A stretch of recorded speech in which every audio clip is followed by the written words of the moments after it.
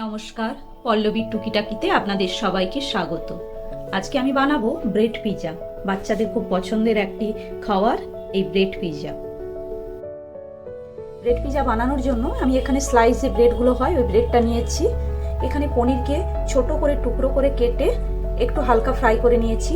পেঁয়াজটাকেও একদম কুচিয়ে না, একটু বড় করে কেটে ফ্রাই করে নিয়েছি। ক্যাপসিকামটাকেও ছোট করে কেটে ফ্রাই করে নিয়েছি। এখানে কিছুটা চিজ নিয়েছি আর কিছুটা সুইট কর্ন নিয়েছি। এই সবজিগুলো না ফ্রাই করলেও হয়, কিন্তু বাচ্চারা তো একদম কাঁচা খেতে পছন্দ করে না, ওই জন্য হালকা করে ফ্রাই করে নিয়েছি। এবার একটা সস তৈরি করতে হবে। এই সসটা তৈরি করার জন্য আমি এখানে কিছুটা সস নিয়েছি আর কিছুটা মেয়োনিজ নিয়েছি। এই সস আর মেয়োনিজটাকে একসঙ্গে মিশিয়ে নিতে হবে। দিলেই যে পিৎজার যে সসটা, এই সসটা রেডি হয়ে যাবে। চলুন এবার আমরা পিৎজাটা রেডি করে নিই। পিৎজাটা রেডি করার জন্য প্রথমে ওই সসটা যে বানিয়েছি ওই সসটা দিয়ে দেব।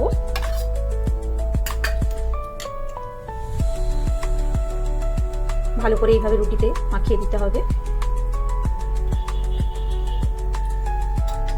এরপর আমি কিছুটা চিজ দিয়ে দেব, কিছুটা নিচে দেব আর কিছুটা ওপর থেকে ছড়িয়ে দেব। এরপর আমি পেঁয়াজ যে কুচিয়ে রেখেছিলাম ওই পেঁয়াজটা দিয়ে দেব।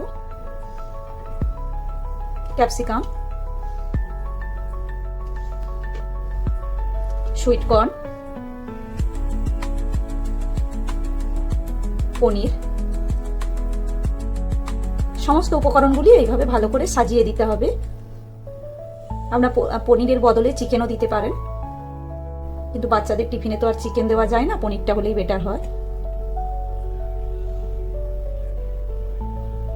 আবার ওপর থেকে আমি কিছুটা চিজকে ছড়িয়ে দেব।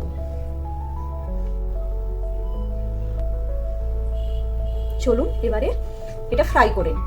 এরপর গ্যাসে একটা কড়াই গরম করে তাতে আমরা কিছুটা বাটারকে এইভাবে ব্রাশ করে দেব। এরপর এর মধ্যে ওই পিৎজাটা যে রেডি করলাম ওটা দিয়ে দেব। দিয়ে একটা ঢাকা দিয়ে দেব।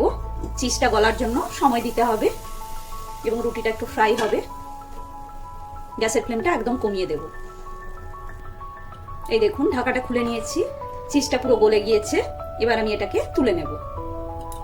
এরপর আমি এর মধ্যে সস দিয়ে দেব, টমেটো সস ওপর থেকে একটু ছড়িয়ে দেব।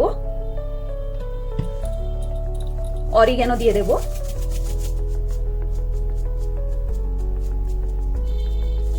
আর কিছুটা চিলি ফ্লেক্স দিয়ে দেব।